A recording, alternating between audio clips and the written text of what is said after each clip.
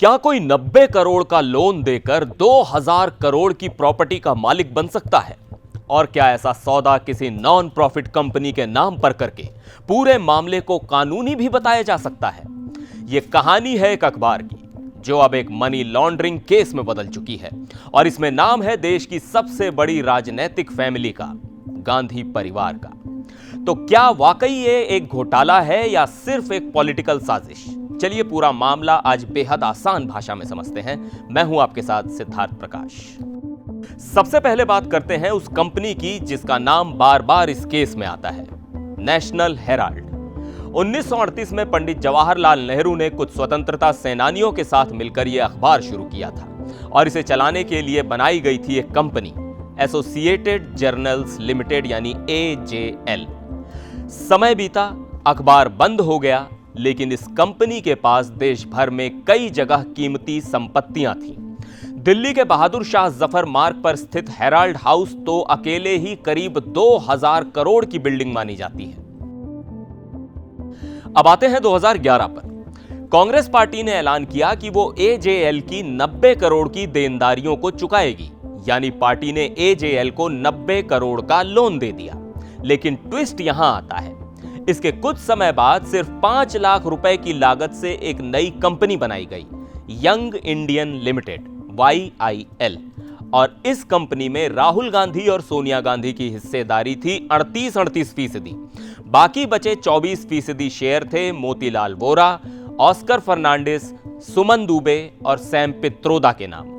अब कांग्रेस ने जो 90 करोड़ का लोन AJL को दिया था वो यंग इंडियन को ट्रांसफर कर दिया गया मात्र 50 लाख रुपए में, और बदले में AJL के 10-10 रुपए के 9 करोड़ शेयर यंग इंडियन को दे दिए गए।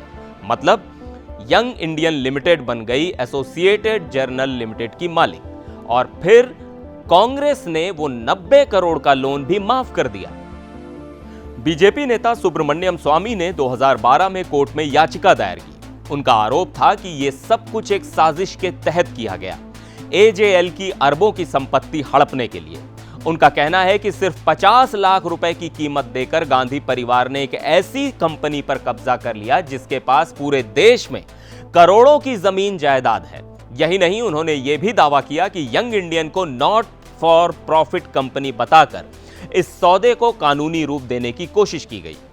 साल 2021 में ईडी ने इस केस में जांच शुरू की और अब अप्रैल 2025 में प्रवर्तन निदेशालय ने राहुल गांधी, सोनिया गांधी और सैम पित्रोदा समेत कई लोगों के खिलाफ चार्जशीट दाखिल कर दी है। ईडी का कहना है कि यंग इंडियन के जरिए AJL की 2000 करोड़ की संपत्ति कब्जे में ली गई।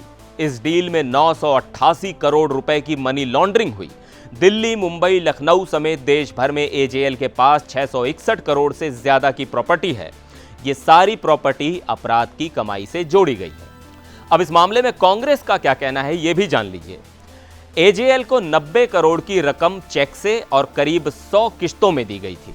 इसमें से 67 करोड़ कर्मचारियों की सैलरी, बाकी बिजली बिल, किराया और दफ्तर खर्च में खर्च हुए। नेशनल हेराल्ड एक घाटे में चल रहा अखबार था, वो लोन चुकाने की हालत में नहीं था, इसलिए AJL के शेयर यंग इंडियन को दे दिए गए।